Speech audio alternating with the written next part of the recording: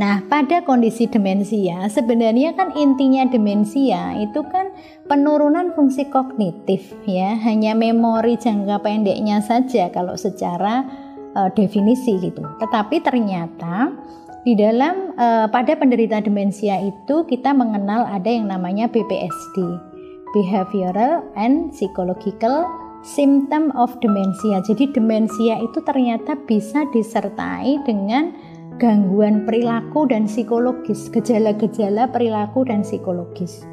Sehingga tidak hanya memorinya yang terganggu, tetapi juga ada perilaku-perilaku dan gejala-gejala psikiatri yang mengganggu. Nah, ini yang biasanya membutuhkan pengobatan farmakoterapi untuk mengatasi BPSD-nya. Jadi kalau nanti misalnya jamaah haji kita itu murni demensia, ya kita jaga-jaganya tadi ya, supaya dia jangan keluar sendiri, supaya selalu ada yang dampingi, dipasang-pasangkan, kemudian kita ajak terapi bermain, rekreasional tadi ya. Tapi kalau ada BPSD-nya ini, nah kita harus atasi BPSD-nya. Ya, apa itu BPSD? Jadi di dalam BPSD ini, kalau kita ketemu lansia, demensia mengalami halusinasi waham ya, kita belajar halusinasi waham sebagai salah satu gejala schizofren dulu waktu di blok kedokteran jiwa ya, mudah-mudahan kita masih mengingat semua ya. Nah, kalau ada lansia, demensia, nggak ada riwayat gangguan jiwa sebelumnya, tiba-tiba halusinasi, tiba-tiba dia waham, marah-marah, kita tidak mendiagnosis sebagai schizofren, walaupun gejalanya gejala schizofren ya, tapi diagnosis kita adalah apa yang kita sebut dengan BPSD ini. Jadi gangguan perilakunya itu muncul akibat dari kondisi demensia yang dialami oleh lansia. Nah, gejalanya memang sangat bervariasi.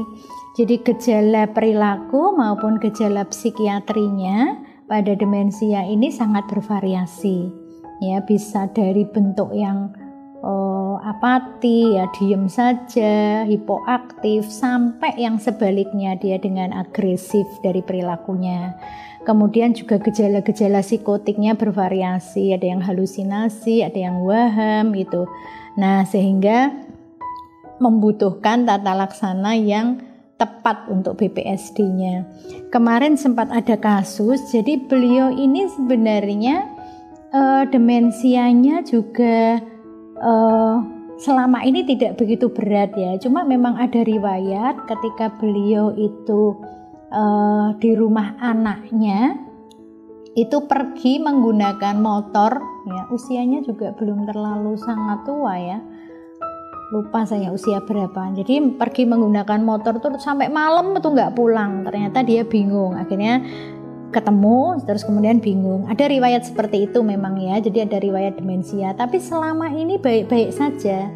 Nah, ketika di Madinah dulu waktu itu ya, ketika di Madinah kan walaupun beliau ini nggak pernah pisah dari istrinya, jadi selalu bersama, selalu didampingi model-model yang istrinya itu sangat merawat gitu ya, menyiapkan makan pagi, semua mandi, apa itu si ibu ini. Jadi nggak pernah pisah sama ibu, ke rumah anaknya juga sama ibu.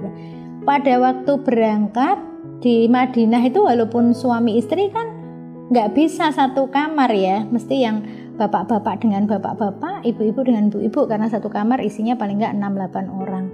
Nah, dari situ beliau mulai bingung karena harus terpisah dari ibu ya, jauh dari keluarga, lingkungannya asing, baru, padahal berangkat tuh seneng banget, mau haji itu udah luar biasa seneng gitu ya. Tapi begitu dari sampai sana itu bingung ya. Nah, mulailah ya dia itu muncul halusinasinya, muncul wahamnya, jadi waham curiga. Jadi ketika ada dia nggak boleh masuk ke kamarnya si ibu, karena kan di situ isinya kan jamaah haji yang lain ya, dia nggak boleh masuk kamarnya ibu, dia muncul curiganya, dia marah-marah, bahkan sampai dia duduk di depan pintu kamar si ibu itu, nggak mau masuk ke kamarnya sendiri. Jadi dia ibu itu digondeli, nggak boleh pergi. Curiga nanti ibu itu dengan laki-laki lain, padahal nggak pernah ada riwayat sebelumnya ya, karena halusinasinya juga. Nah, jadi akhirnya dirujuk ya ke BPIH, terus diberikan antipsikotik gitu, tenang ya, alhamdulillah bisa menjalankan ibadah haji secara baik sampai pulang, sampai rumah juga bagus, stabil ya. Karena begitu sampai Mekah, karena kalau di Mekah kan ada memang satu kamar berdua. Jadi begitu sampai di Mekah, maka bisa satu kamar dengan ibu. Nah, ini kondisinya terus bagus, terus sampai selesai menjalankan ibadah. Jadi problem ketika pas awal aja di Madinah karena terpisah kamar ya dari ibu. Nah, ini contoh. Jadi dia bukan schizofren, nggak pernah ada riwayat sebelumnya, tapi beliau adalah demensia dan muncul BPSD. Waham yang paling sering memang waham curiga ya, halusinasi itu muncul ya. Itu pada kondisi BPSD ini. Nah, tentu kita bisa melihat dari kalau standar lah ya, kalau kita sebagai dokter ya anamnesis, aloanamnesis ya, pemeriksaan status mental. Kalau sudah ketemu kita bisa menegakkan diagnosis ya, dan kemudian memberikan tata laksana. Gejalanya bisa sangat beragam ya dari kondisi. Jadi namanya aja gangguan perilaku dan psikologis ya atau psikiatris. Jadi gejalanya sangat bervariasi memang di dalam BPSD ini.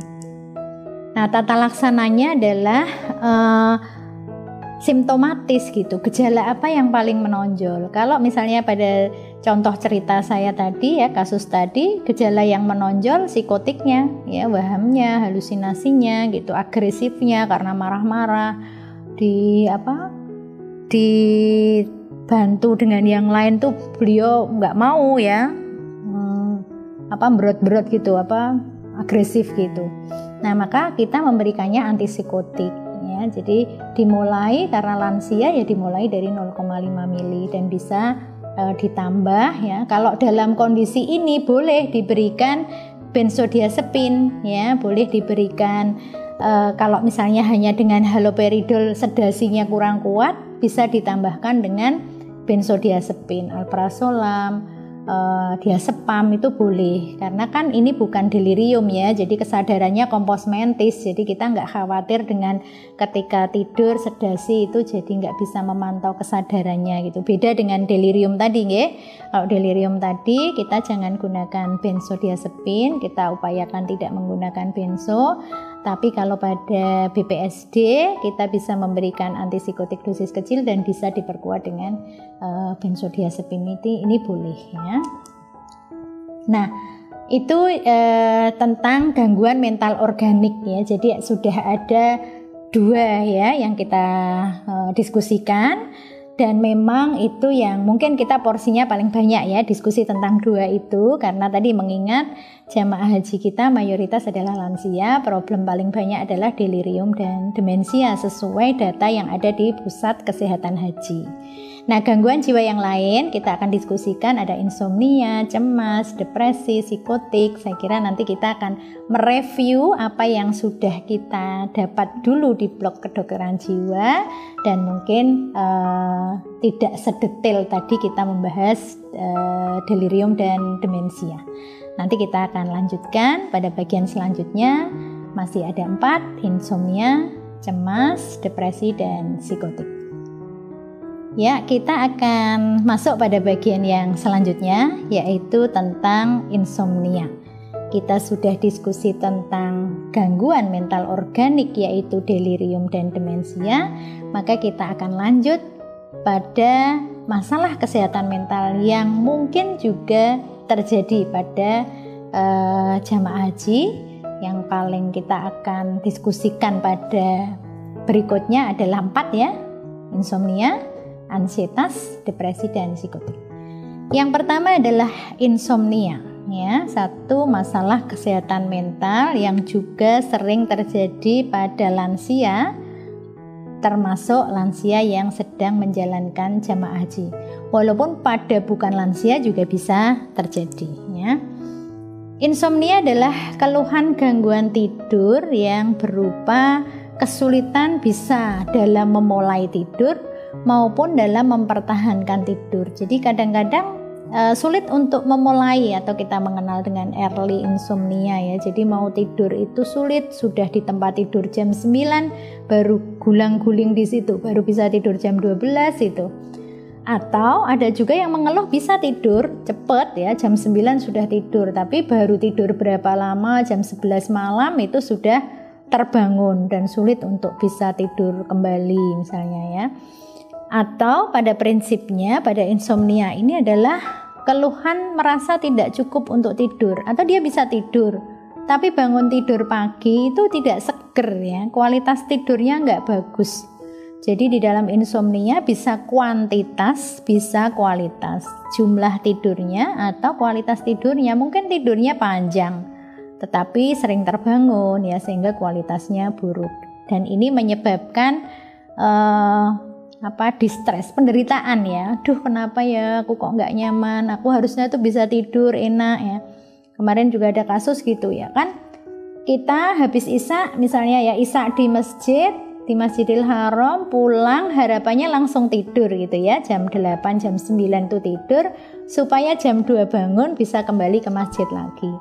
Nah problemnya adalah ketika jam 9 pulang dari masjid itu nggak bisa tidur-tidur ya, baru mau tidur jam 1 malam, jam 2 sudah pengen bangun ke masjid lagi ya, sehingga akhirnya semakin nggak nyaman ya, semakin bingung, kok aku nggak bisa tidur ya, kenapa ya, padahal aku pengen tidurnya itu gampang, terus bangunnya gampang, ibadahnya nyaman gitu, tapi karena nggak bisa akhirnya menjadi distress, menjadi merasa menderita gitu ya, dan itu akan menjadi sumber dari masalah kesehatan mental gitu. Nah sekali lagi memang tidak masalah tidur itu tidak sama dari sisi kebutuhan masing-masing orang. Ada orang dengan long sleeper, ada orang dengan short sleeper gitu ya. Kalau orang dengan short sleeper itu kadang tidur 4-5 jam ada udah enak, udah seger. Tapi ada yang tidurnya tuh sampai 9 jam, 10 jam sehari ya. Nah itu memang tidak bisa semata-mata dengan dijadikan acuan ya tentang lama tidur. Memang sangat individual, tapi paling tidak kita berharap kualitas itu bisa kita nilai ya. Nah kita tahu bahwa tidur ini kan kebutuhannya menjadi berkurang seiring bertambahnya usia gitu. Jadi semakin tua pada lansia itu memang terjadi penurunan kebutuhan tidur ya, semakin tambah usia. Ya dulu waktu kita usia muda 10 tahun, 20 tahun tuh masih banyak tidurnya ya. Tapi kalau sudah masuk ke usia lansia itu bisa kebutuhan tidur itu bisa berkurang 50%. Jadi kalau waktu kecil kita butuh 10 jam, lansia bisa tidur 5 jam itu udah bagus banget gitu. Nah ini yang harus kita juga mengedukasikan ya. Kadang-kadang ada lansia yang merasa nggak puas, kok saya tidur cuma 5 jam. Akhirnya dia menjadi gelisah ya dengan itu. Padahal sebenarnya nggak masalah asal itu berkualitas. Nah banyak penyebab ya. Memang gangguan jiwa itu apapun jenisnya itu kan tidak ada yang faktor tunggal, multifaktor. Faktornya cukup banyak. Sehingga kita nggak bisa, kenapa sih itu begitu kok saya enggak, sama-sama punya penyakit yang sama, umur yang sama, berangkat haji yang sama, kok dia begitu saya enggak misalnya, itu nggak bisa sama persis. Kenapa? Karena memang multifaktor, ada faktor internal, ada faktor eksternal gitu ya, ada faktor yang kita bawa sebagai faktor predisposisi, dan ada faktor-faktor pencetus dari lingkungan. Nah, kalau kita bicara tentang jamaah haji, tentu di sini berlaku kalau misalnya dengan dibanding di Indonesia misalnya ya, secara faktor medik, psikiatrik, obat, macam-macam ini sama. Nah, kan berbeda adalah di faktor stresor lingkungan. Jadi, ketika dia ada di Indonesia, dia ada di lingkungan rumahnya, dia ada bersama keluarganya ya. Dia makan makanan yang biasa dia makan, adaptasinya bagus gitu. Tetapi ketika dia ada di Mekah, di Madinah, maka lingkungan ini menjadi sangat berbeda. Nah, dalam hal inilah bisa jadi menjadi faktor ya, salah satu faktor yang memicu munculnya masalah-masalah psikiatri, salah satunya adalah pada insomnia ini. Nah, sehingga mungkin kita sebagai petugas kesehatan haji juga perlu nih bagaimana membuat para lansia bisa lebih baik dalam beradaptasi dengan lingkungan ya, sehingga tetap nyaman walaupun ada di sana dengan segala sesuatu yang berbeda ketika dia ada di tanah air. Ketika mereka rileks, nyaman, senang hatinya gitu ya, maka mereka lebih mudah untuk beradaptasi dengan lingkungan yang ada di sana. Makanya ini penting ketika mau berangkat itu ya, memberikan sugesti positif. Kadang-kadang aku doyan nggak ya makanan di sana. Nah kalau kemudian kita ajarkan untuk berpikir positif, di sana nyaman, bisa maem enak, maka insya Allah ya, beberapa kemarin juga ketemu beberapa lansia itu dia heran sendiri. Saya tuh kalau di tanah air tuh maemnya susah.